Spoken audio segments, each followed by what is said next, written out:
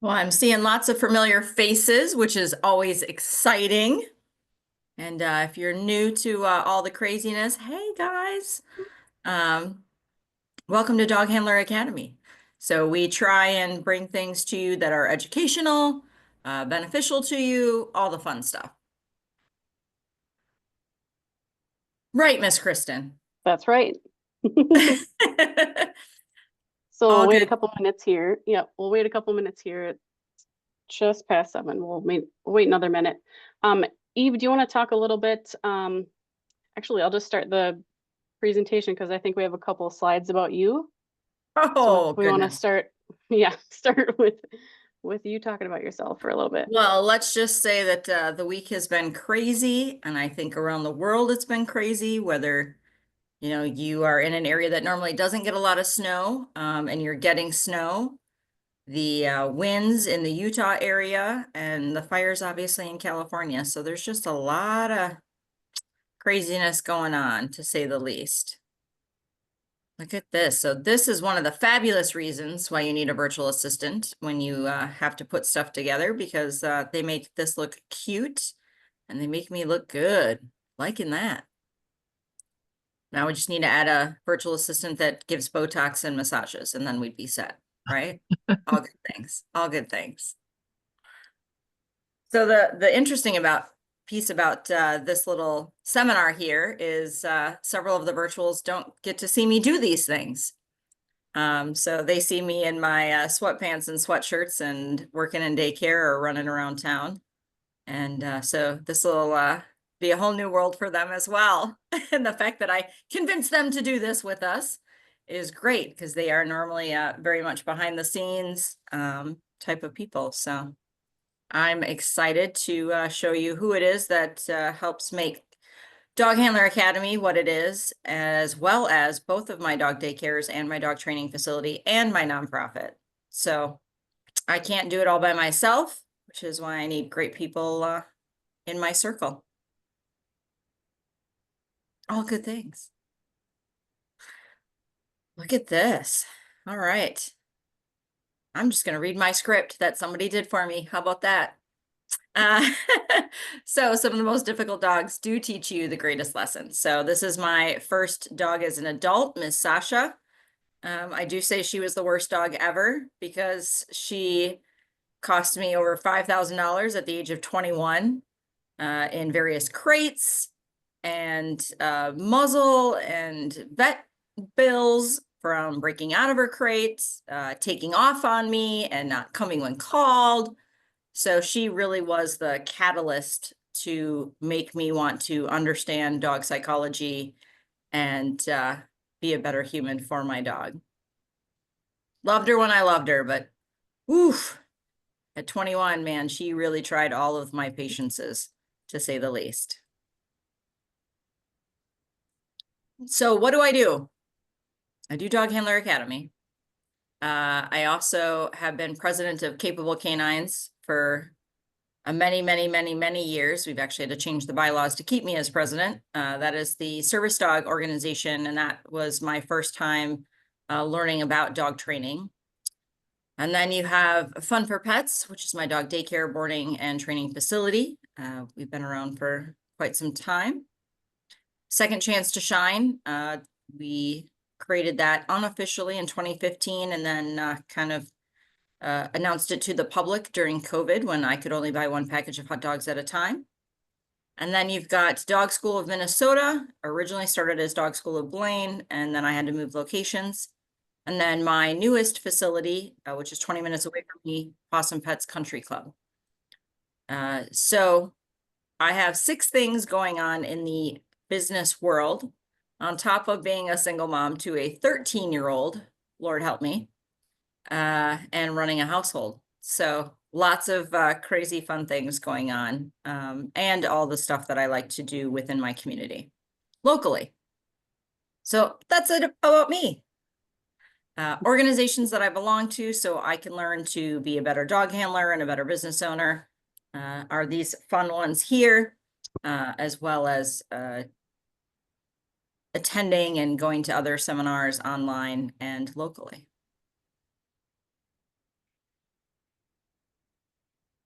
And there's the crazy team, my fabulous ladies. So this is the virtual team that backs me up and backs up the staff at my dog daycare facilities and for Dog Handler Academy. If you've come to any of the trade show conferences, you have met Miss Kristen. She works the booth with me a lot. Stephanie joined us at a couple seminars last year. And Miss Ashley, we're going to make her do some traveling in the upcoming years. So Vegas is on the timeline. So these lovely ladies have joined me over the course of the last couple of years to help to catapult all of my businesses in the nonprofit, to take them to the next level and allow me to do the things that I do best, which is be creative and create more businesses and catapult things forward.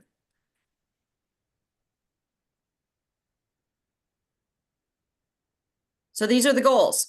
We're going to discuss how a virtual assistant can help you. We're going to share real life examples of how they help me. I talked about one this morning, and then provide actionable steps if a virtual assistant is something that you want to pursue.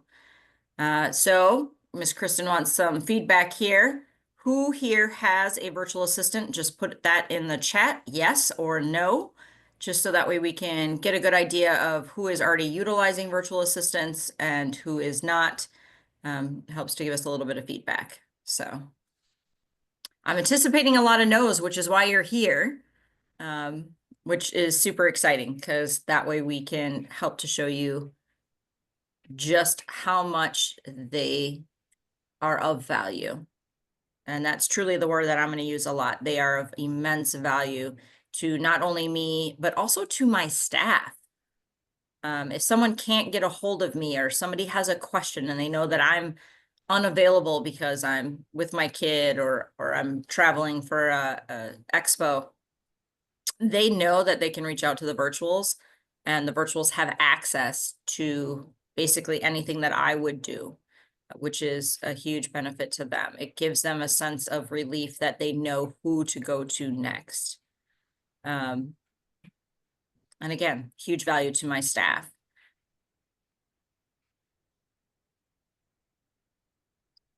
Next. How did I know that I needed a virtual assistant? Well, let's see. I was drowning, absolutely drowning. I brought Kristen on shortly after my divorce. So I was a single mom, running at the time, one business and two nonprofits, and wanting to launch another business, and just realizing that I can't do it all. Staying up till midnight and then getting up at 5:30, 6 o'clock in the morning was just not going to be good for my health. And I wasn't showing up 100% for my people. So feeling helpless, I would say, would be a good thing. That really was the point that I knew I needed to let go and trust on those things. So if you are feeling overwhelmed, burned out, drowning, you are staying up way too late, those bags under your eyes are looking like they're going to become more permanent. You feel like you need to get Botox because you got frown lines right here because you're constantly like worried and squinting. Those are all things that should catalyst you to want to have a virtual assistant. I love marketing, but is that the best use of my time creating Facebook Reels and working in Canva? No, that's not the best use of my time. I love it, but handing things off, even things that you do enjoy. As a single lady, I will tell you, I have a lot of men in my life. I got a man to mow my grass. I got a man to shovel my snow. I got a man that comes over and fixes my plumbing on my sink and my dishwasher. I got a man that comes over and helps take care of my dogs when I'm gone, right? Or I take them to my facility and I got a maintenance man there. I got a mechanic. So I have a lot of people in my life to help with all the other things. It naturally makes sense to have people in my life to help me with my business projects.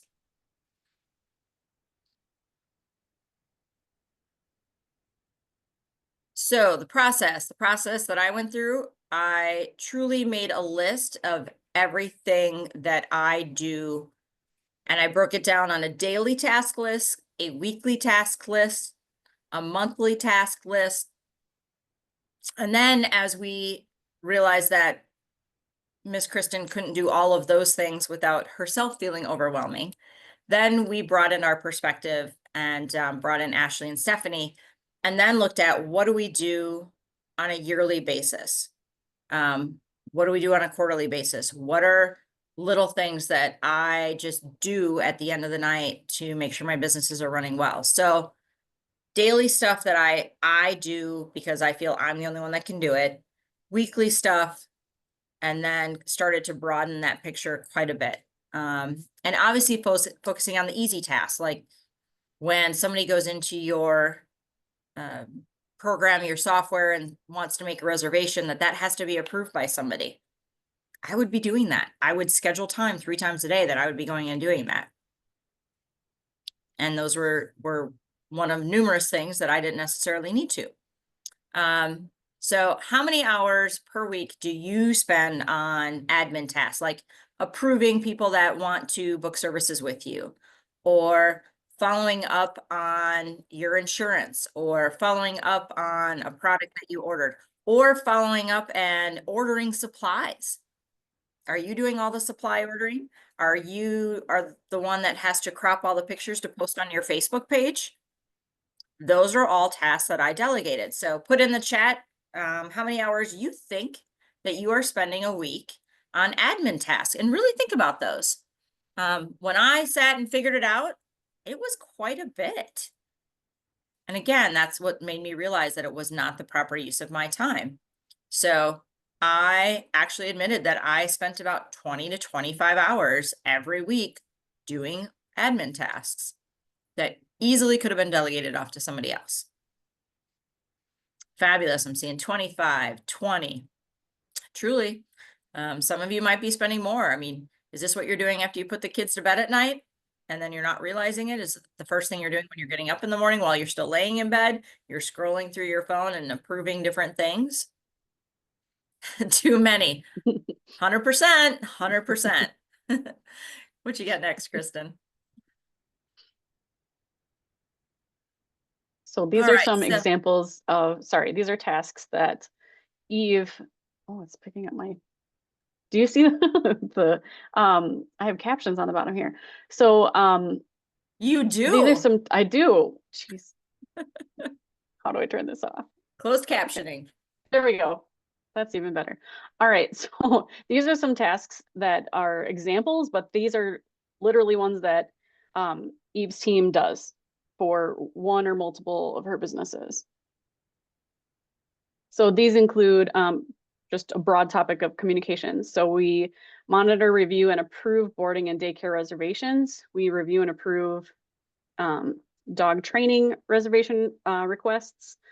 We handle voicemails and client emails that don't specifically need a dog trainer or the business owner itself to respond to. So plenty of it is answering easy questions that realistically the person could have found if they spent another minute on the website to find the answer that they needed, but didn't. And they, left a voicemail or they sent an email to ask their questions. But that's something easy that a virtual assistant can do.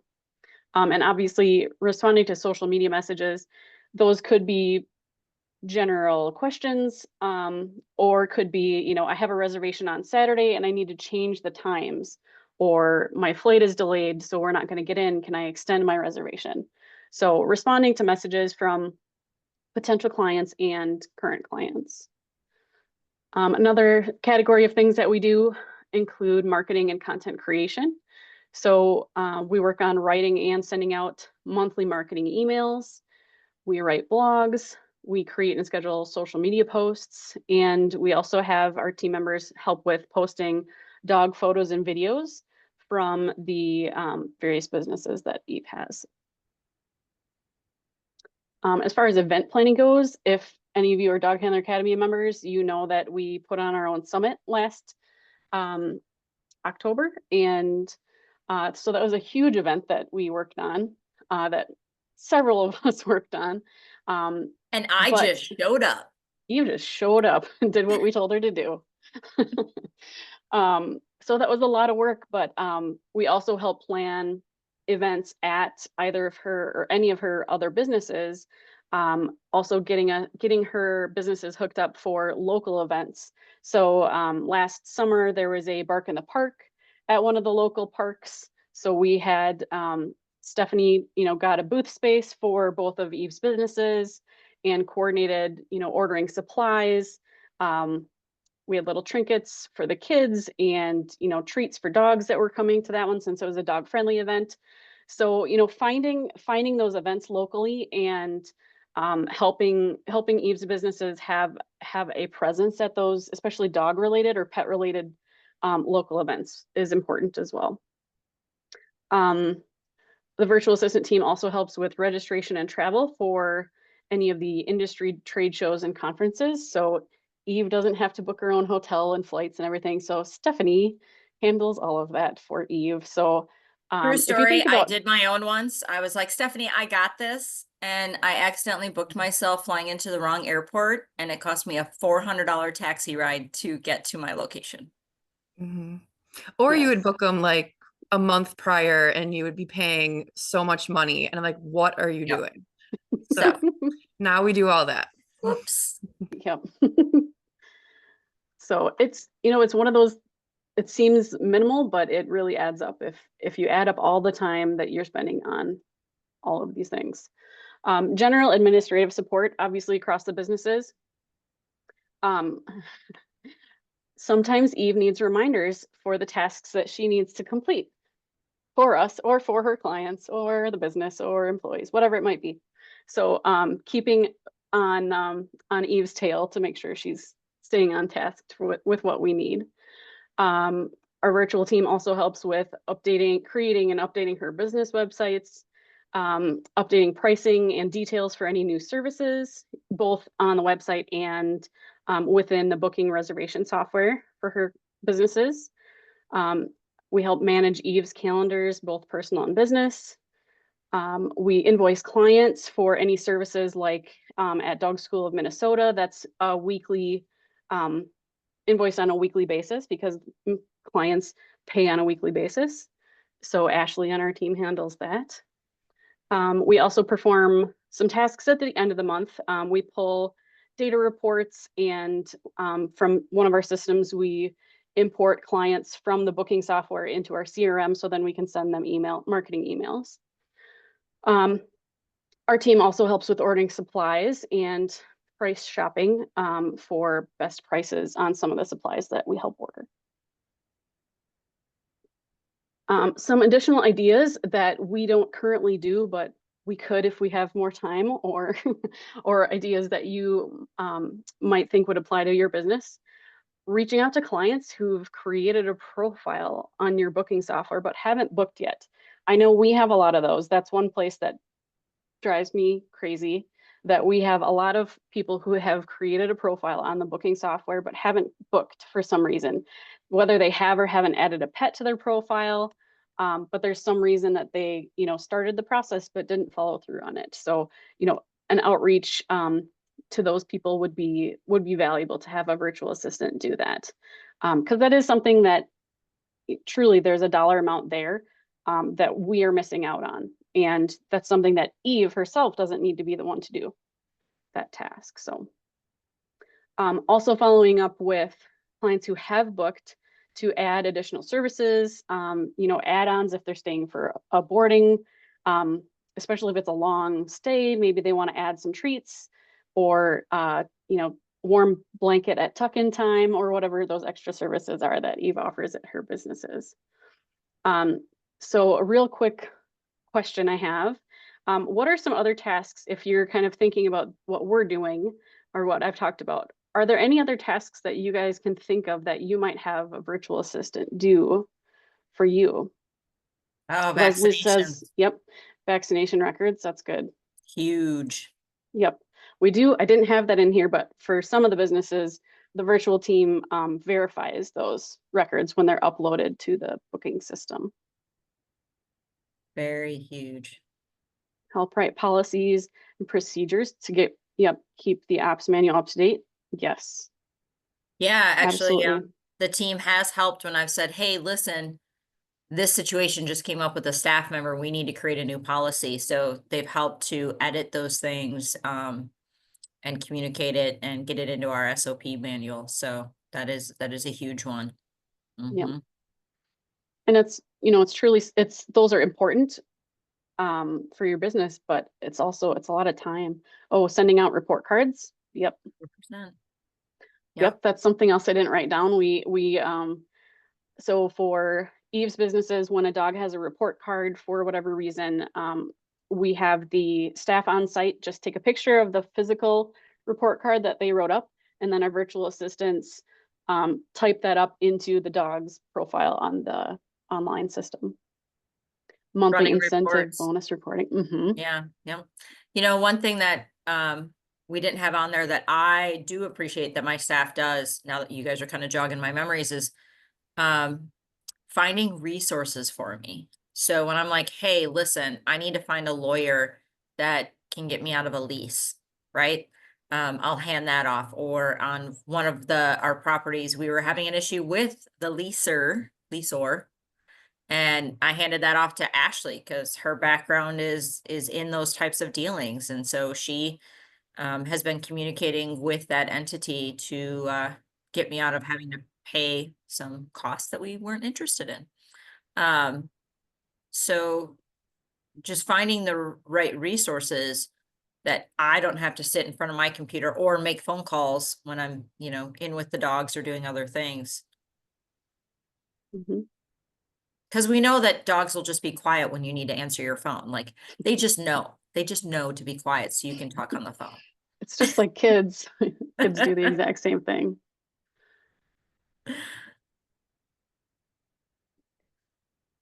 Yes. So Eve, if you want to talk about this, yeah. Certainly, yeah. So I did start with one. I started with Kristen. Kristen and I had worked together previously for Kaplan Corporation. I knew quite a bit about her skill sets, and I thought, you know what, I need somebody that is overarching, that has that entrepreneurial spirit. So I reached out to her first. We had a couple conversations about, these are the tasks. This is how long it takes me to do it. And then just really kind of having that honest conversation of this is, where the pay is, and then we'll kind of figure things out and just keep communicating on if it's taking more hours or less hours or what it needs to be. And, key considerations is that communication.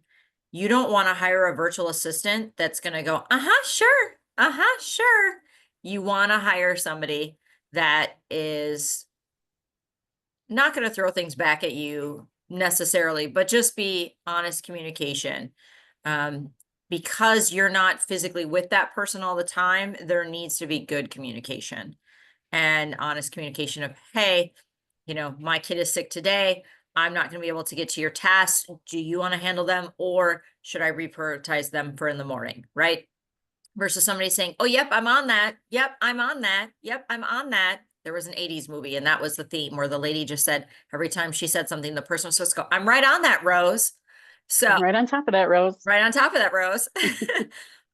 So, that really is a key thing. And then setting the frequency of the tasks. And that was something we both had to work on of what were my expectations, what's a client's expectations, and how can we make sure that we're meeting both of those, client's expectations first, most likely, and then mine. And then Miss Kristen kind of came up with, yeah, no, you're good. Came up with then what she needed to then handle the processes. So you're good right there. So okay, the initial training. So that was me sending or copying blind copying Kristen in on emails that I would send out, and doing Zooms so that way, she could see and we could click on things. Really just everything that I did for several days, I would just copy her in on it or take pictures of it, or I would voice messages to her incessantly. to give her the feel and the vibe. And it was also, we did know each other ahead of time, but just also just reconnecting of, you know, this is my role now. So that was super important.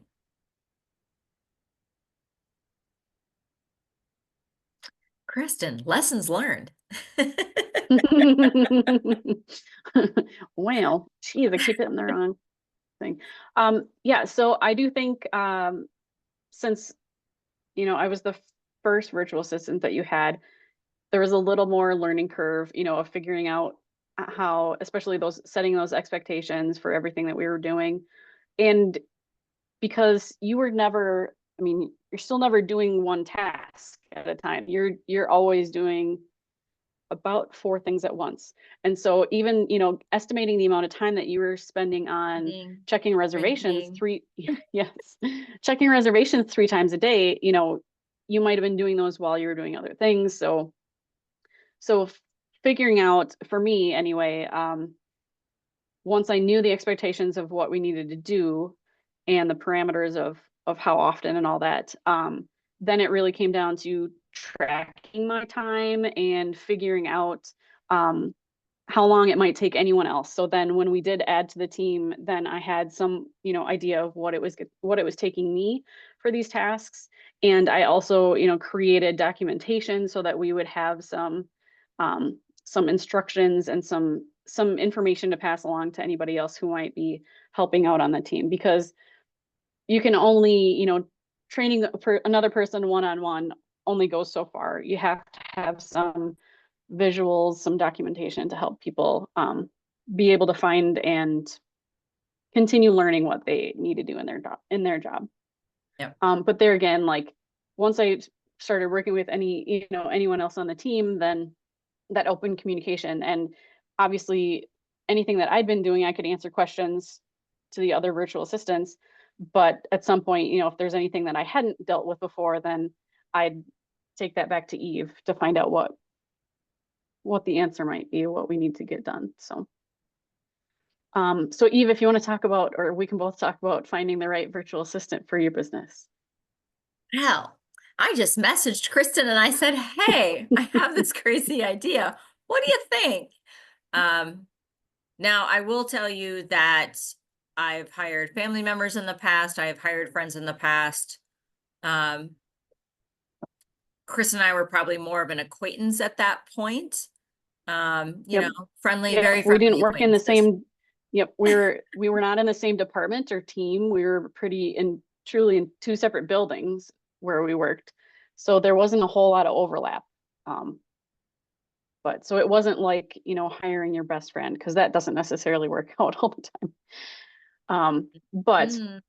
once we started, looking for other virtual assistants, we really wanted people who were very skilled, highly educated, and master at multitasking, because unless you're not going to have one person who's just doing online reservations, you're probably going to have them doing probably 8 to 30 different tasks for you at any given time. So what we looked into were our personal networks and local Facebook groups. So I actually put just an informal, it wasn't really a job ad, it was just describing what I wanted somebody to do for us, and put it in a local Facebook moms group.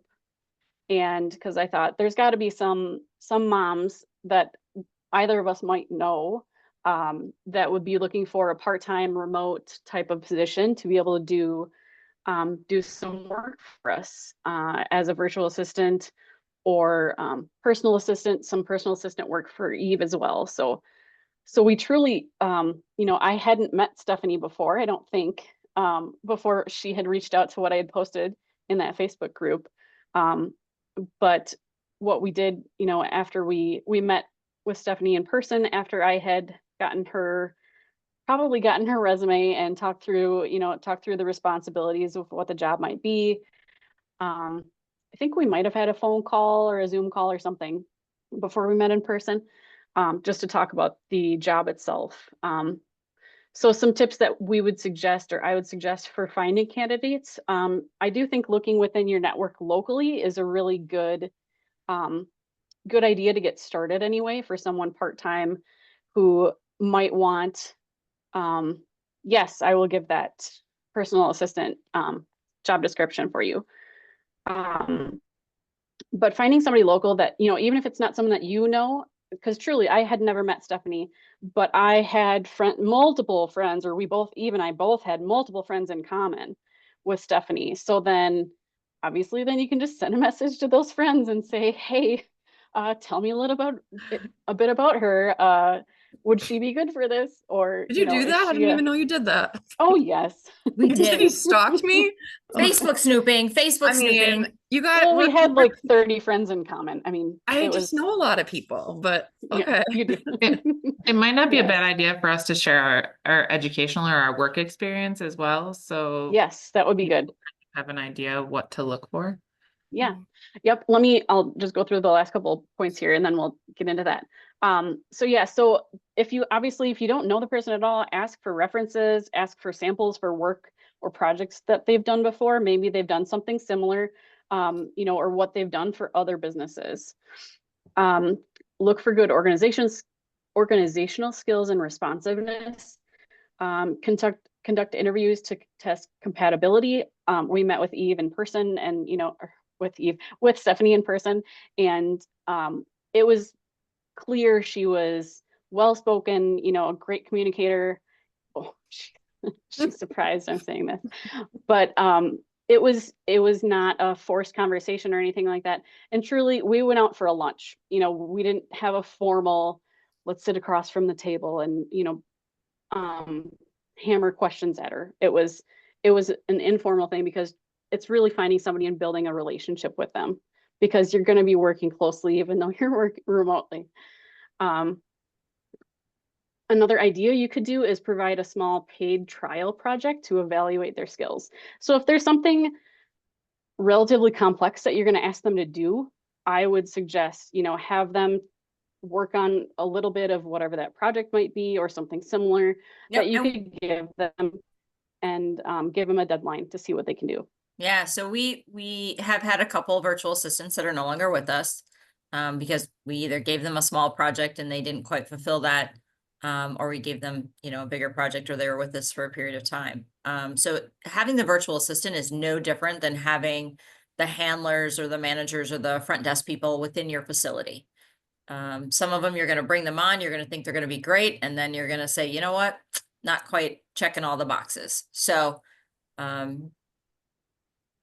it's the same concept. It's the same concept. So and that's really one of the things to look at it. So CJ's got a question. A lot of these things my managers take care of. Have you seen that in the past? I think that if Yeah. I did have a VA, it would open up their time, but I'm just curious. So Eve, you want to talk about that? Absolutely.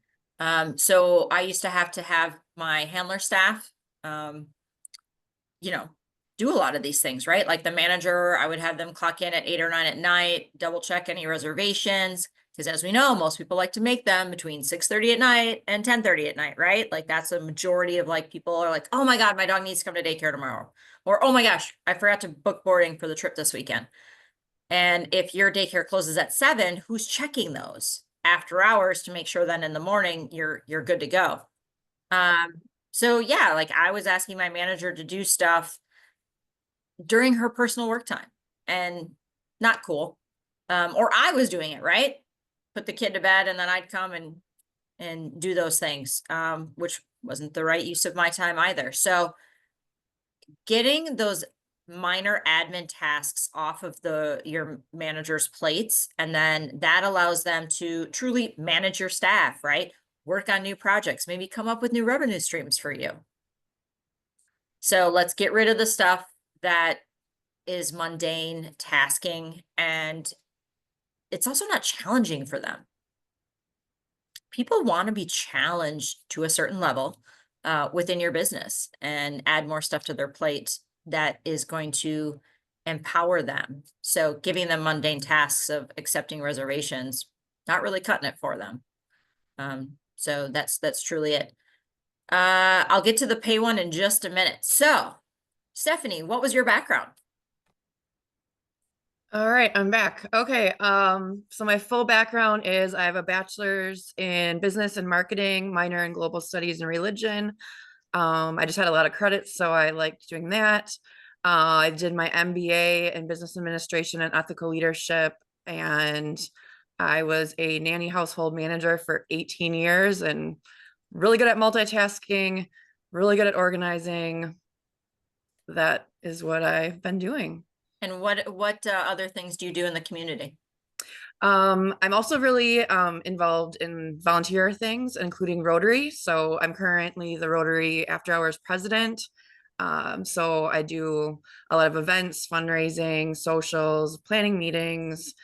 I would describe myself as someone that likes to be busy. I don't like to do the same thing over and over. I like a variety of things. So this being Eve's, I started as her personal assistant and then kind of got it bumped up, but now we do a lot of things, which I enjoy. A little bit of this, a little bit of that. All right, Mhm. Miss Ashley, what is your background? I have a 4-year business degree and then a long history in finance, accounting, contracts, construction, and that type of stuff. So I handle more of our looking at leases and contracts, digging into financials a little bit deeper. I was just processing reservations on my phone while I was waiting my turn. We also do handle something that we hadn't touched on. We handle social media mitigation. If you have one of those inevitable clients that pops up and says something that's defamatory or whatever towards your business, that's something that us as virtuals jump in and handle almost immediately. And we get in touch with legal if we need to. But that is something that our staff on site never has to touch or handle. We handle that all off script, which is why it's extremely important that all of us communicate well and that we all get along on a personal level too, because we do communicate pretty much consistently all day, every day. I mean, 365. We aren't closed ever. So we're always working. And obviously sometimes we are like, hey, I have this going on or whatever, but it's important that you hire people that are extremely flexible, because we have had a couple times where people aren't as flexible and it doesn't really work with our vibe, I'd say. Absolutely. So I call that the entrepreneurial spirit. These ladies all have that in them, and that's what makes them want to help the business grow. That's what helps them help me in implementing ideas or seeing different things that I don't see. You know, sometimes you're so close to it, right? You don't see it. So these guys will be like, hey, I was looking at this. Is this really what you want to be doing? What about this? And I'm like, oh my gosh, didn't even think about it. So those are all really great things to have. Your VAs almost fill somewhat of that role as your business advisor because they can see things from the different aspect. Next slide, ma'am. Oh, real life So- examples. Yes, so Ashley and Stephanie, if you want to each tell me how you structure your day, or what's an example day like for either of you. You guys All want right, Miss Ashley, what you got? Sure. that a whirl? I'll jump in first. I am also a single mom, so I'm up pretty early in the morning and I quick fly through any requests that happen to be out there as soon as I get up. I also double check our emails to see if anything is urgent or pressing that needs to happen right away.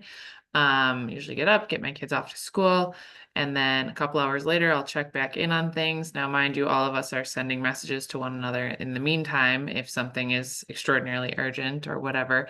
But basically every couple hours, I'm checking in on emails, I'm checking in on requests. If it's a specific day of the week, I'm processing invoicing for one of our businesses.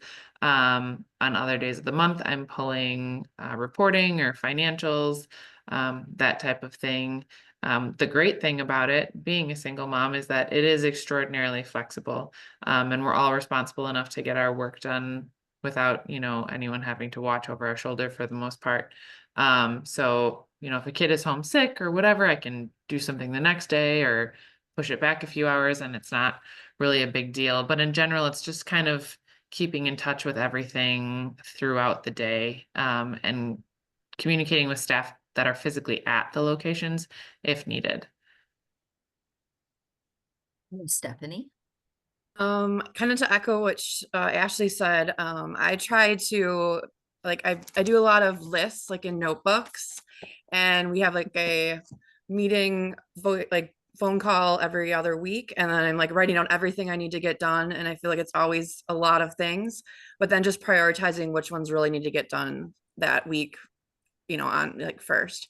But yeah, just like I always try to just like have a few hours like in the morning when I know I can get a lot done, like when it's quiet, sometimes throughout the day, but I try to structure it that I get a lot of things done that need to get off my plate towards the beginning of the week. I do some of Eve's personal things and bookings, and with deadlines or signing up for things, but then also on the hiring side that I help her with is making sure that I check that and get people in the door to get a job.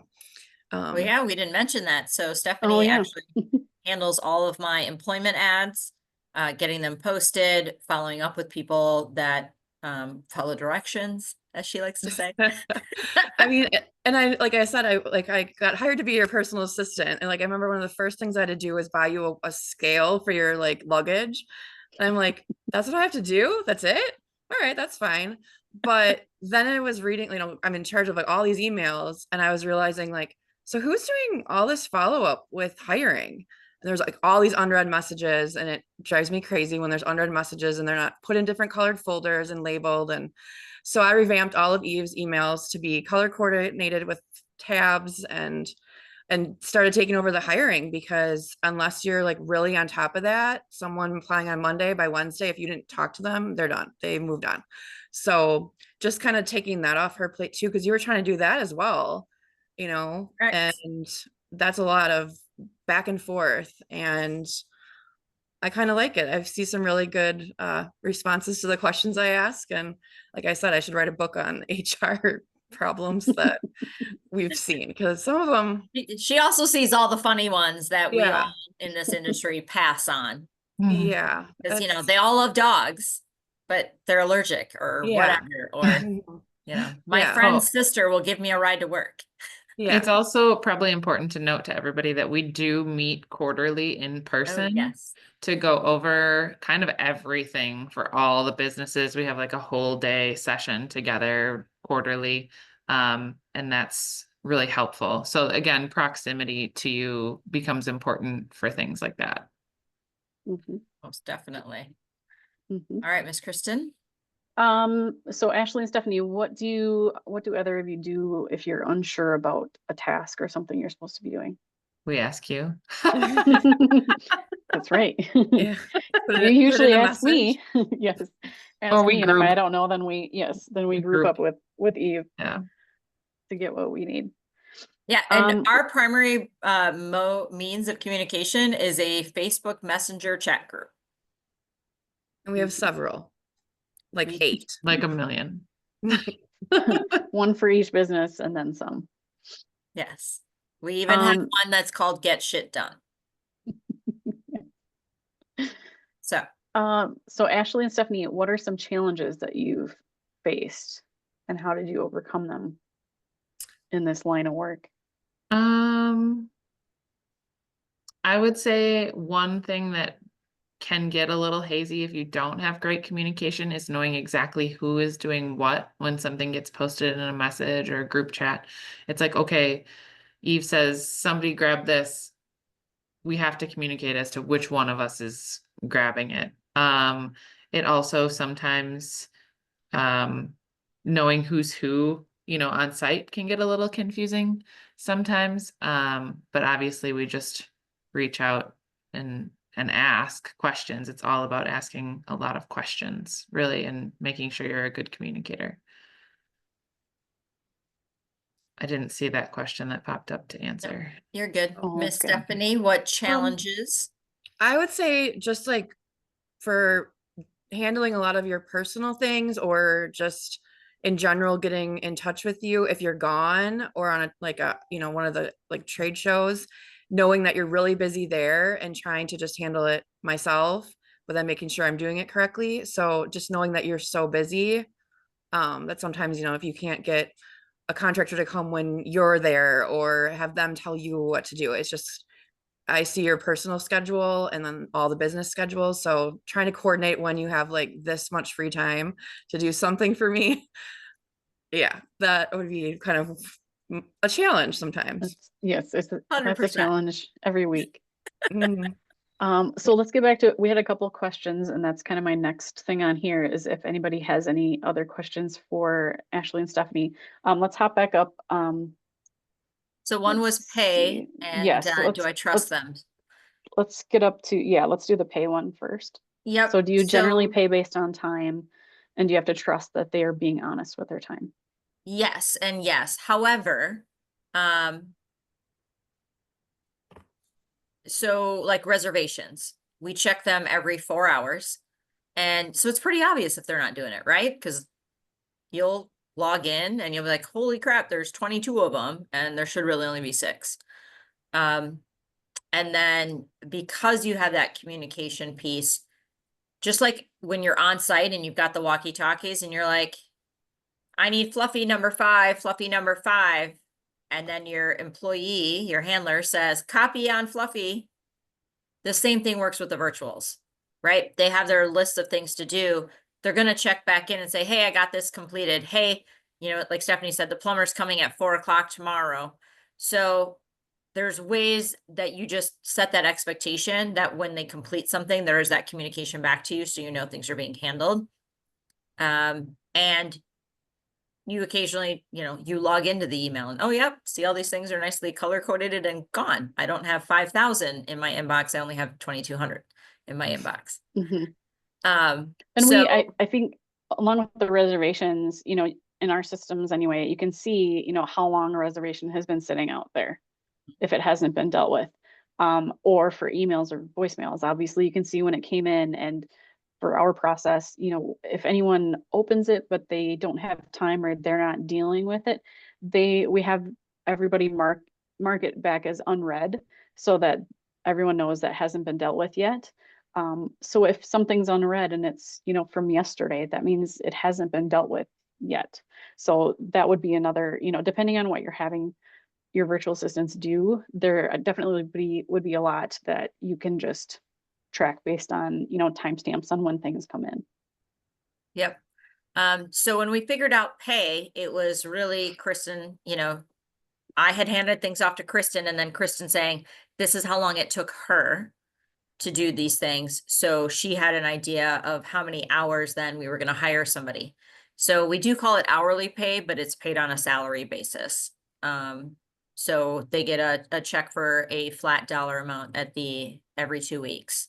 And then if there's additional things, like Stephanie came with, on one of our seminars and helped worked my trade show booth for Dog Handler Academy.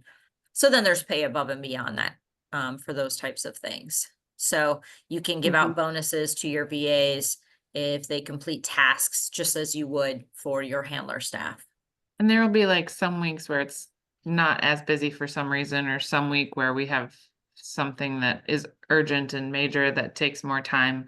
And I guess we're all just trustworthy people. So even though the pay is the same week after week after week, we aren't like that nitpicky about did we work more this week or less the next week or whatever. Yep.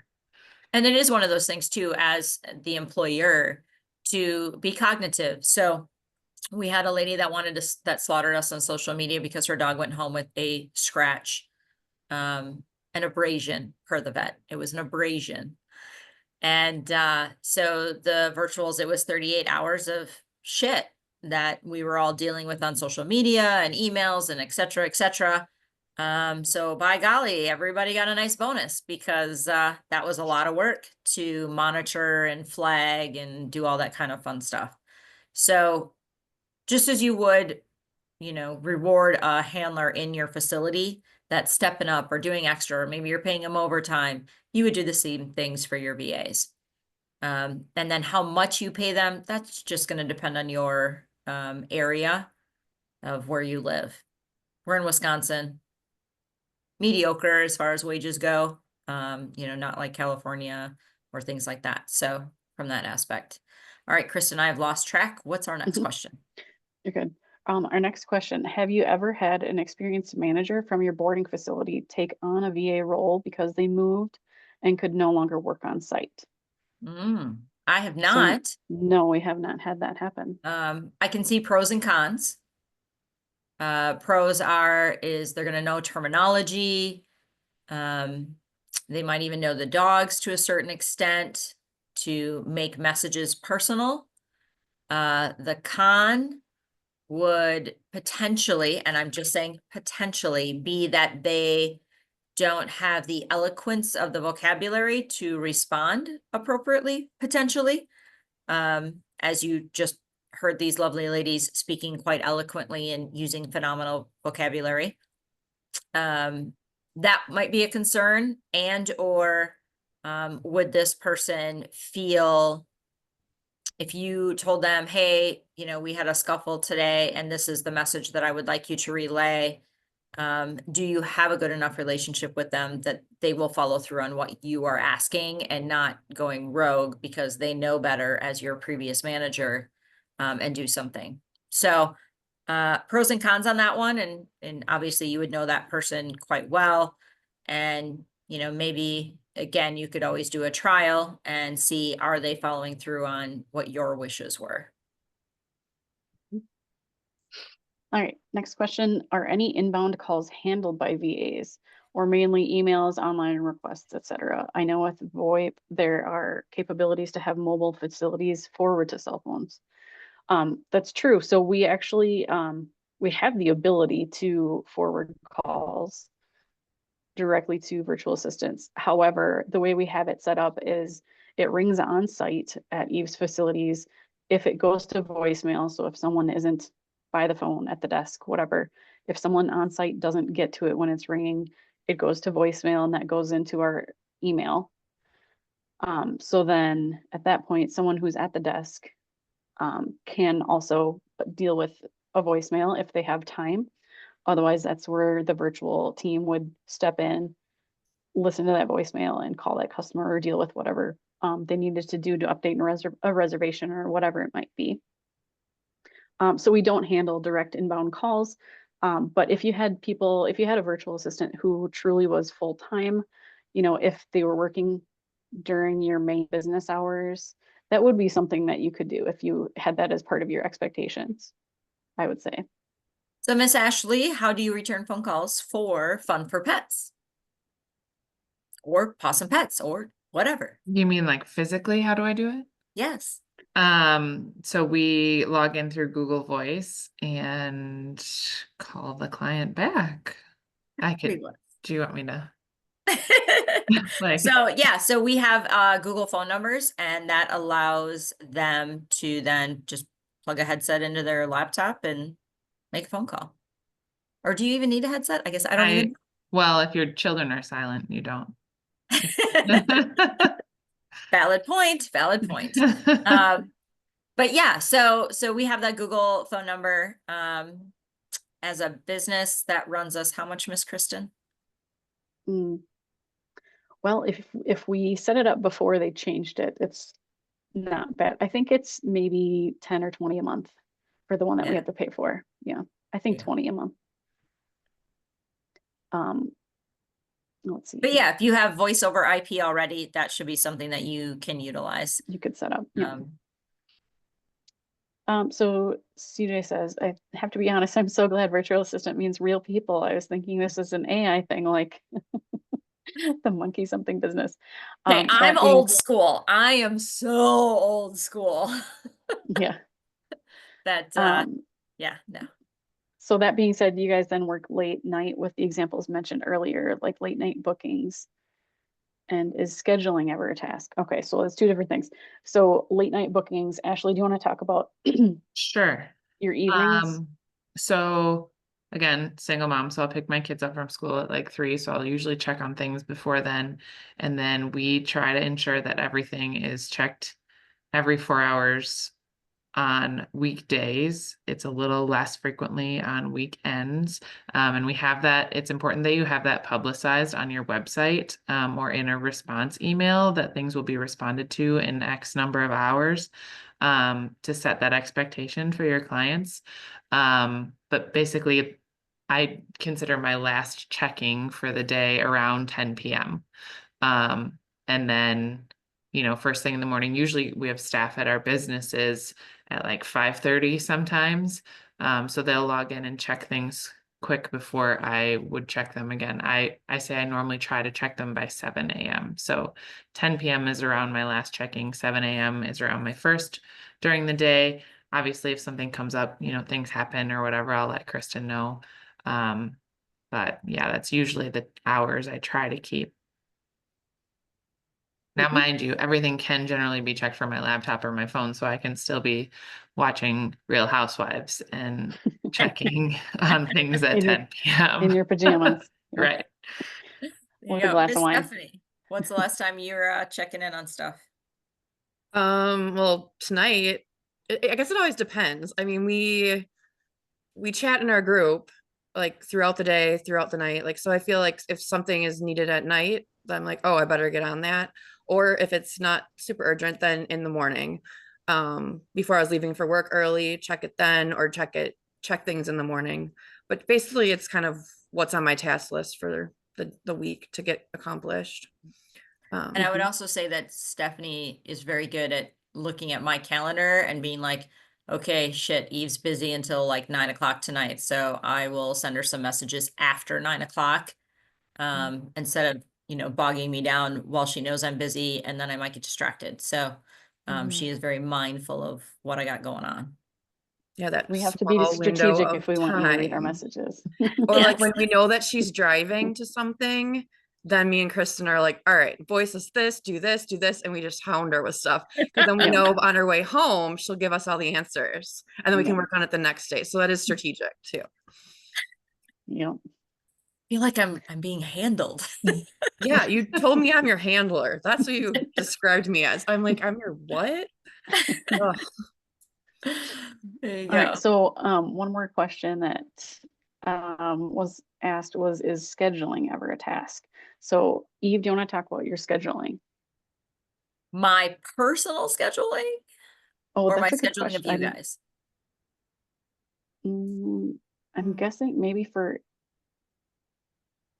Oh, two scheduling, different like reasons. scheduling my staff at my facility. So that is something that I don't hand off simply because I am not an absentee owner. So all that stuff that I have going on in my life, I still love going to work. I love being in with the dogs. I worked today from 12:30 in the afternoon until 6 p.m. In doggy daycare as a handler because I love my job. That is who I am, and I'm not willing to negotiate that. So I still do my staff schedule for my handlers and my dog daycares because I put all of them in and then I plug the holes, or I'm like, you know what, dude, I want to work Sunday. Like, I don't know my daughter. I don't want to sit home and watch Housewives. Or maybe I do want to sit home and watch Housewives. So yeah, so I still do the staff schedule simply because I am an active handler within my facilities. So that is why I don't hand that one off. Will I someday? Yeah, maybe. I don't know. We'll see. Stephanie says no, and I'm kind of agreeing with her. I probably won't. But that being said, I have truly handed off just about everything else. Payroll is handed off. In fact, I'm going to talk to Miss Ashley about possibly learning payroll, just so that way we've got a plan B. News to her today. But yeah, so that's the other thing to think about. And I'm just going to interject here is if you are hit by a bus tomorrow and we're in the hospital, who is going to do all the things that you do and who knows how to do the things that you do? And I truly know that my businesses could operate for a very extended period of time without me, because I have people in place that can do these things. So if you don't have you don't, I'm very anti-manager, by the way. Up until a year ago, year and a half ago, I did not have a manager. I had supervisors that basically they had the keys and the alarm codes, and then me. And I only had like 3 of them and me as far as management team goes. So I clearly suck at delegating and have control issues and trust issues. So as somebody who has these issues, We're agreeing. I know, right? They've all This had is to great. give the, truly they've been like, give this to me. Why are you doing this? And I'm like, I don't know. Because I've been programmed to.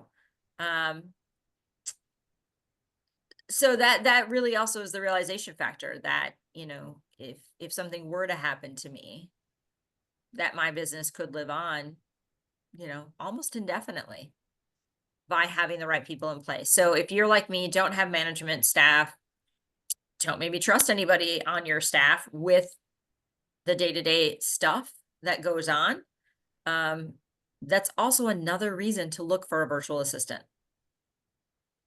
So Stephanie is in my personal email account. Kristen's in my personal email account. Ashley has access to every single business email account that we have. My bookkeeper has access to my personal banking information as well as all my business banking information. She also happens to be my aunt, by the way. If you came to our Chicago event, that was Miss Karen. So having those people in place so that way push comes to shove, they can step in is really important to have as well. So just wanted to keep that in mind. Mhm. All right, Kristen, next question. Would you recommend someone who already works for you that knows your business to be promoted to be a virtual assistant? I'm going to say no. A couple of reasons. One, if they're already working for me as a handler or a dog trainer,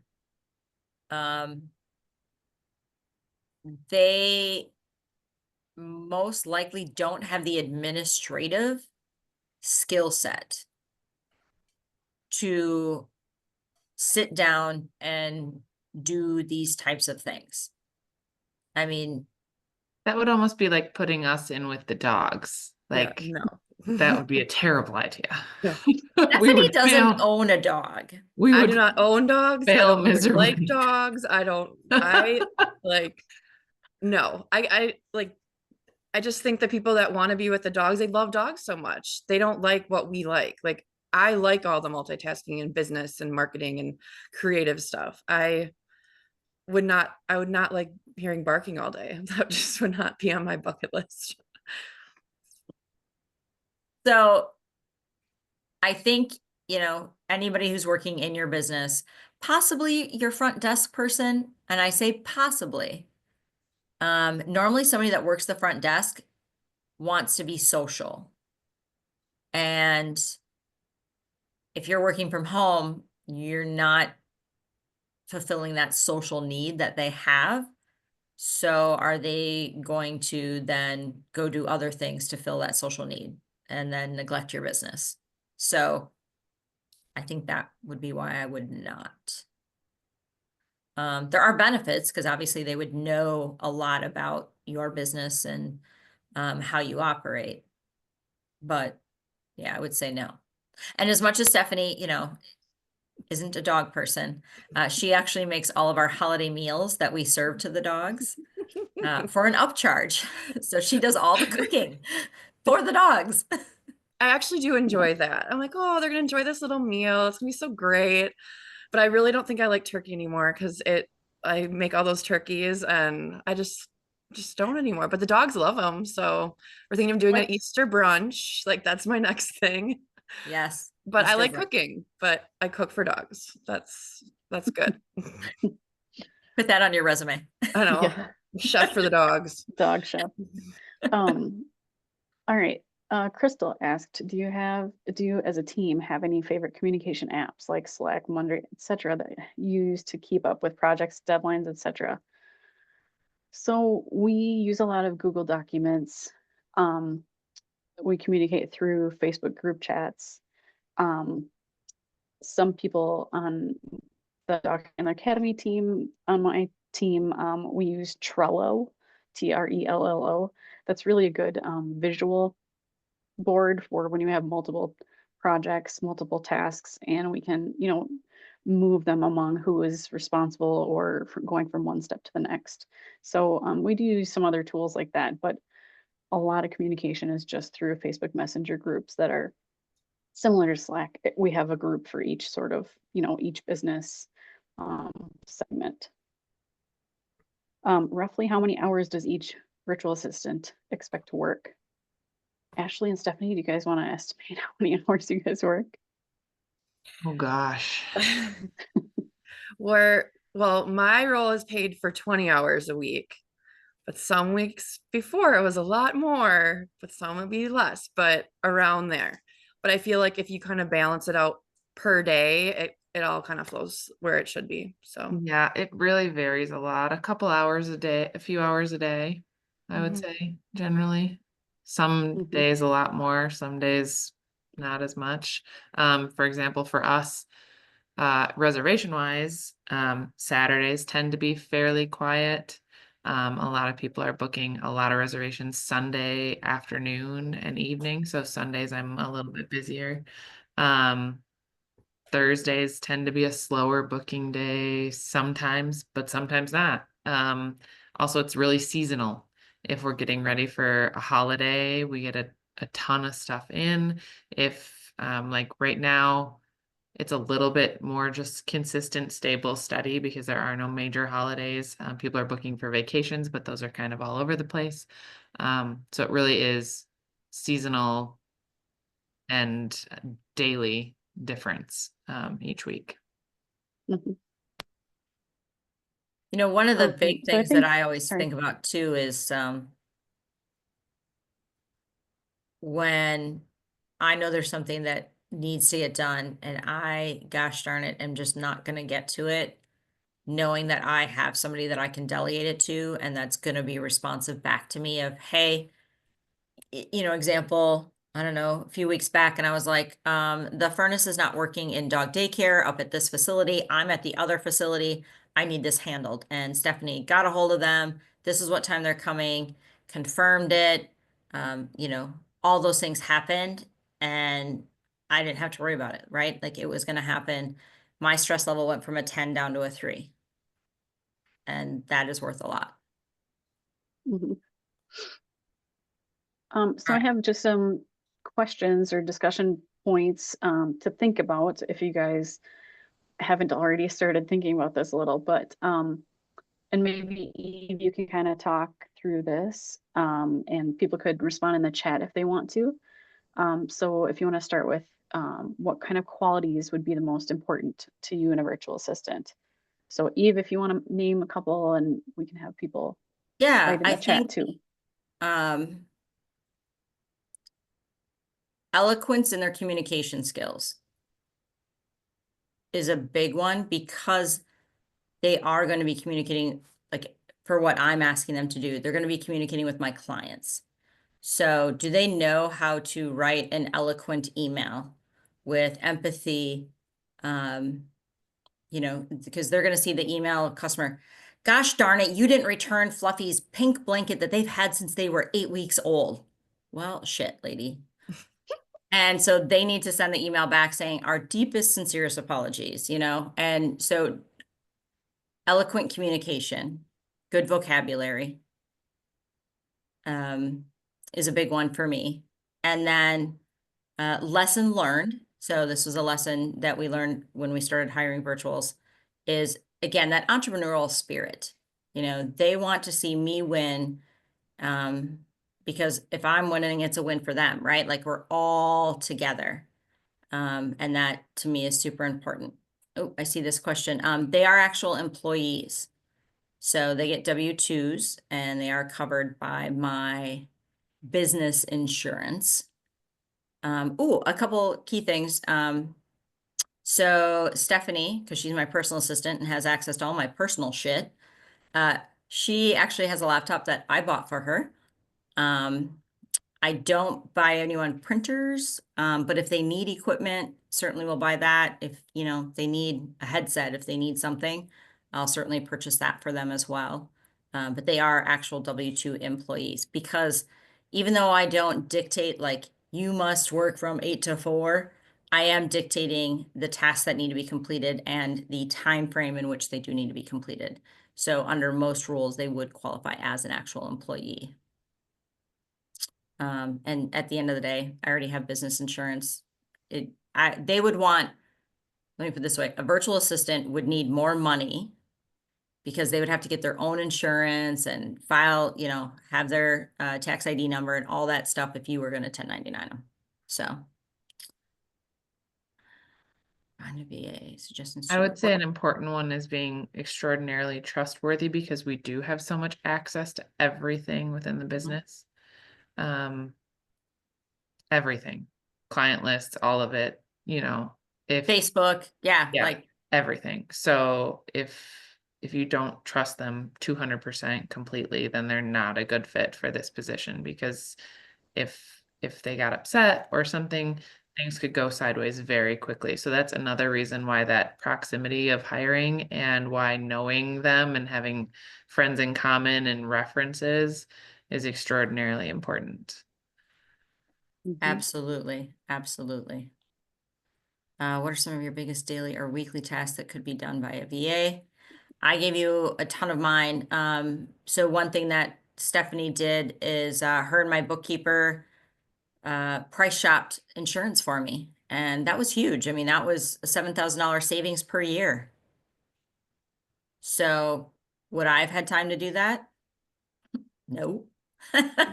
So things like that are super important. You know, Ashley working on the issue we were having with the leasing company, you know, huge, right? I don't have time to be arguing with this woman in emails back and forth, and or I have a higher potential to lose my temper and be snarky in the email, which wouldn't be in my best interest. So by assigning it off to somebody else and allowing them to do it, it's great. And also saying, Ashley, be as snarky as you want. Handle this situation is phenomenal for me. So I love that I can do that. And there is a good mix, just like you have a good mix in your dog daycare. Having that good mix of personality is also super important. Each one of these ladies has a skill set, and emphasizing those skill sets and allowing their skill sets to really bloom and blossom and also supporting them in their skills, I think is super, super important. So I just gave you a couple big ones for me that are important. So definitely think of, you know, what are you doing every day? And should you really be doing it? And then another one of Kristen's questions, if you decided you want a VA, what's holding you back from hiring one? I know mine was fear of letting go. Well, if I delegate this, like, shit, I don't know, are they going to do it as well as I do? Well, do your handlers do 100% perfectly exactly the way you want it done? No, not usually, but they get the job done and they're doing it 90% of the way that you would want to do it. So same concept. Sometimes I'm like, oh, dang, that was a good email. You know, they are much more eloquent than I am. If you've ever heard me speak, the trailer park cussing and swearing comes out at some point usually. So You've only sworn once tonight. You're doing a really good job. And I said valid once. Twice? Oh, two. Oh, two She said times. Kelly's on it. Kelly's Twice. keeping track. But you know, that's the other thing too, is sometimes having somebody else handle situations that might be a little too personal, not even personal, but just emotionally charged for you, is truly really good. And then a task that you'd be nervous about delegating to a VA and why. For me, it's scheduling. I know when I want my alone time. So that's the one I have not done yet. I like to be in charge of my time to the best of my ability. So I haven't given it up yet. One that we are looking to pass on, which I just dropped the bomb on Miss Ashley, you know, is payroll. Right now, my aunt is does my payroll. She's my bookkeeper, so to speak. And so that's one that I am nervous about handing off, simply because my family has had a track record. My grandmother had an accountant embezzle from her, and then my uncle also had an accountant embezzle from him. So when it comes to money things, I'm extremely nervous about delegating.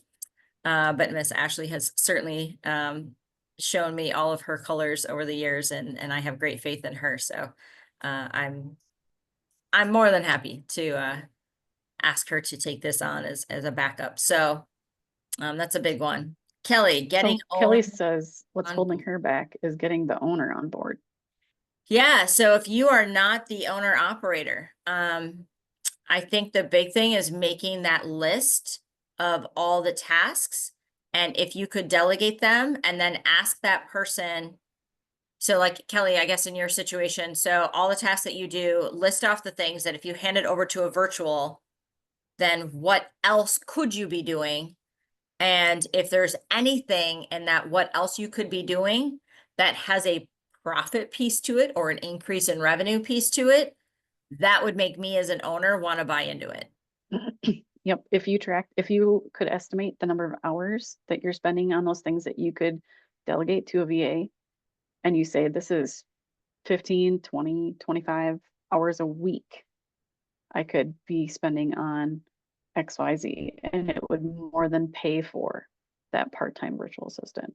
And one thing as a manager to think about too, if it's, I could be spending more time checking in with staff or coaching staff, that has a dollar value to it.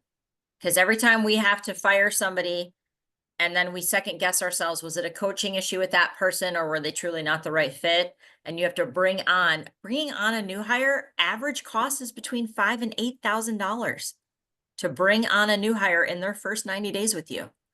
So if you could save that amount of money, that's the thing to think about. Cynthia, my manager, will probably be offended. She's awesome but controlling. So I would ask your manager, hey, if I could magic wand you an extra 10 hours a week, what does that look like? And if I could magic wand you 20 hours a week, what would you do with those 20 hours? So I would start it there. If you could magic wand her 20 hours, what would she do with those 20 hours to increase revenue, coach staff, you know, and feed her some of those things, right? Work with, you know, dogs, start an enrichment program, start offering dog training. So I would approach it that way. So that way you're going to get her excited about, oh my God, if I had more time, I would do these things. And then say, great. So now we're going to find you a virtual assistant. So we're going to take stuff off your plate so you can do those things. So make me a list of everything that you're doing. And let's figure out what are the easy things. And you're no longer going to do those because we're going to find a virtual assistant. And then we are going to let you explore that passion of yours. So get her excited about what else she could be doing. I think that's super important. Mm-hmm. Anything we missed, Miss Kristen? Anything we missed, Miss Ashley? Miss Stephanie? 2 cents. Closing remarks. So I don't think anybody had a VA, so we can't ask that question there. So if anybody who's on here still, if anybody wants to unmute and tell us and talk to us or type it in the chat, what would you do if you personally had an additional 10 to 20 hours a week? What would you do with that time? Can you hide the slide, Miss Kristen, so I can see everybody's Yes. faces? Stop sharing. Thank you. Oh my gosh. Think about it, Cynthia. What do you got?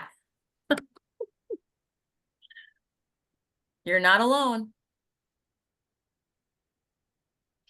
There's so much, right? Mhm. Yeah, it's a lot. Um, it's you know, the first when Kristen came to me, and I'm gonna be honest, Kristen came to me and said, I am doing too much.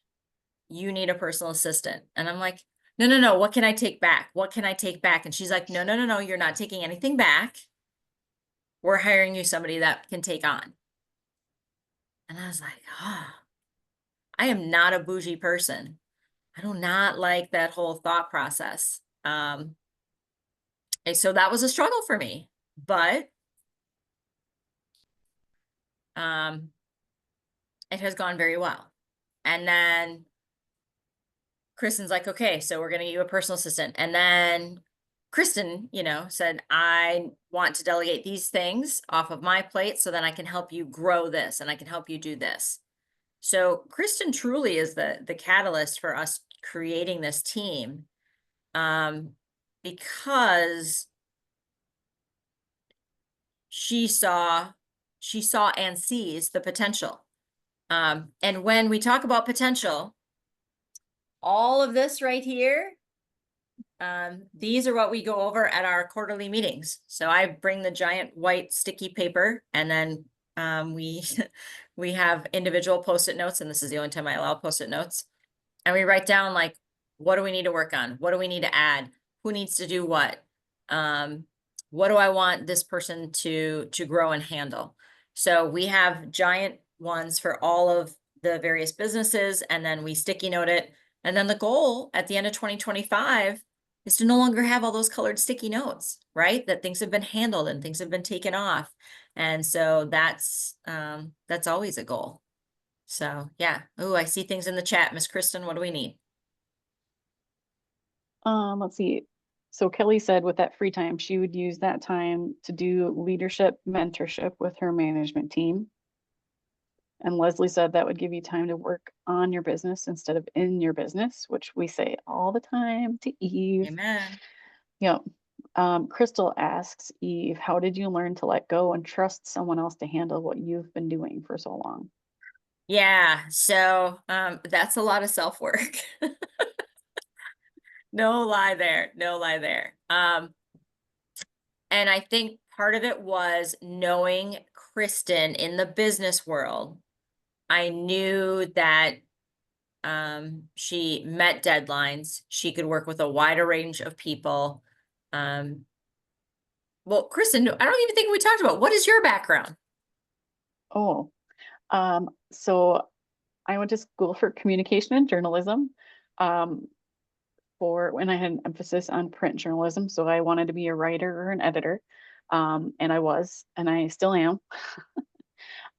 So I have a few jobs, but I've worked at a couple of trade magazines. And after the first trade magazine, then I came to work at Kaplan in the editing and content department for several years. Then I worked at a commercial print company, and that's when you called me and said, let's start Dog Handler Academy. So then Yay. I've been working with you since then. So did you hear that? Printing, communications, so deadlines, articulate, could write a good email. Lord help us. And those were the things that, you know, if a customer sent me a nasty gram at 11 o'clock, or the customer had a question about dog training at noon, I wasn't getting to them until 7 or 8 at night.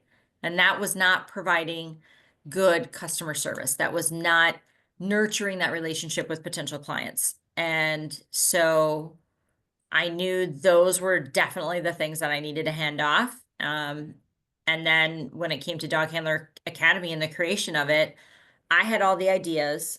I hired a videographer first, and then I hired Kristen because I was like, hey, I'm going to create all this content. I need somebody that, you know, knows back end processes and, can write stuff for me and help me hone my communication skills. So yeah, that's what I looked for initially. And Kristen is a great multitasker. She also does photography, family photos, and bakes like a mother. We all enjoy her baking expertise and red velvet cupcakes and it was caramel something on the ins drizzle and cream on the inside, cupcakey thingies. I want to call it like a tiramisu almost. But anyways, so she has lots of skills in that matter. So yeah, so that's really it. Again, I hired somebody who I knew their professionalism and I knew what their level was. And then from there, Kristen has brought everybody else on the team. And then Lori is on our team as well for Dog Handler Academy. And then Miss Linda, who's not on the call, is another virtual assistant who works with us. Linda's in charge of all my trade show stuff. Her and Stephanie work closely on booking hotels and things along those lines. So yeah, Kristen then is in charge of all the rest. So Eve's got the ideas and then we make it happen. Yeah. Something like that. All right, if anybody else has any questions, you can type them in the chat. Otherwise, we will send out the recording for a replay of this. So if anybody joined late or you want somebody else to watch this, And then we'll send out that link. somebody, Miss Kristen, somebody had asked about a job description. Do you at least even want to just provide when you send out the recordings, like what you kind of put in your little ads out on the Facebook Moms group? Yep, I'll send that along with, a more detailed job description that we have too. Sure. And Yep, Amanda yep, wants, we'll send the slideshow too. Sure. awesome, awesome. Yep. Well, thank you all for joining us on this Thursday evening. I have to forget what day it was. I'm off to Oddball with Miss Kristen next week. So if you're attending, I will see you there. Otherwise, hopefully see you at some point this year. And we hope to do a different webinar every month. If you see them, certainly share them so that way other people can grasp this knowledge. I know people always reach out afterwards and say, oh, I didn't know. And then I feel really guilty. So always help us out and share the great content. So with that, you all have a fabulous evening. I'm going to drink a little carbless and have a good night myself. So take care. See you all later. Thanks.